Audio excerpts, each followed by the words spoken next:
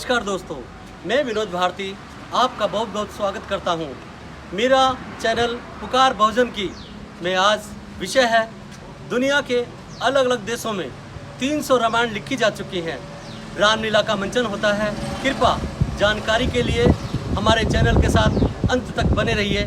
Thank you, धन्यवाद। आज आप लोगों के सम्मुख एक महत्वपूर्ण विषय महावाल्मीकि जी की जाति क्या थी, इस पर चर्चा करेंगे।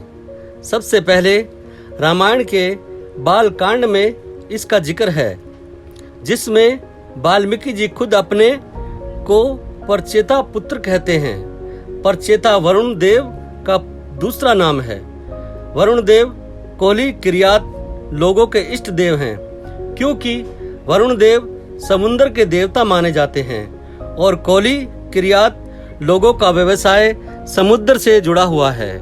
आज भी महाराष्ट्र के रामायण को कोली रामायण के नाम से जाना जाता है। कोली जाति महाराष्ट्र में अनुसूचित जनजाति के नाम से जानी जाती है।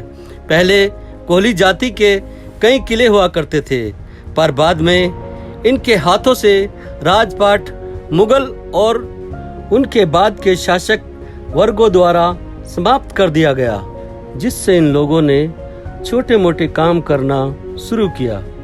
डॉक्टर भीमराव अंबेडकर जी ने अपनी पुस्तक बुद्धा एंड इज थम्मा में प्रीफेस में लिखा है कैसे उनके पिता उन्हें वाल्मीकि, जो कोली समाज से थे और महान कवि बने, उनसे प्रेरणा लेने के लिए कहा था।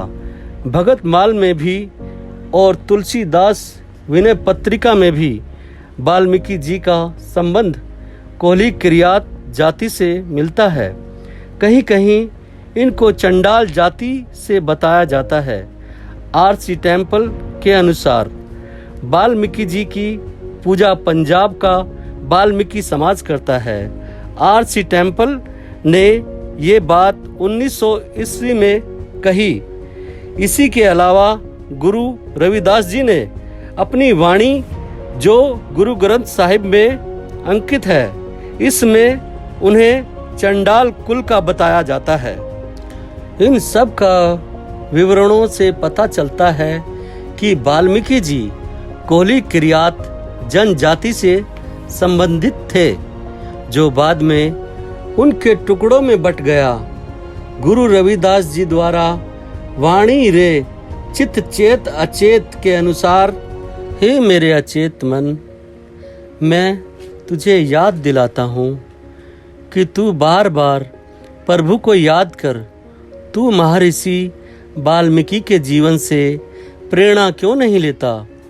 एक निम्न जाति से उठकर वह कितनी ऊंचाई पर पहुँच गए। यही प्रभु भक्ति की विशेषताएं हैं। दूसरी वाणी सुवान शत्रु आजात में फिर महर्षि वाल्मीकि जी के बारे में कहा।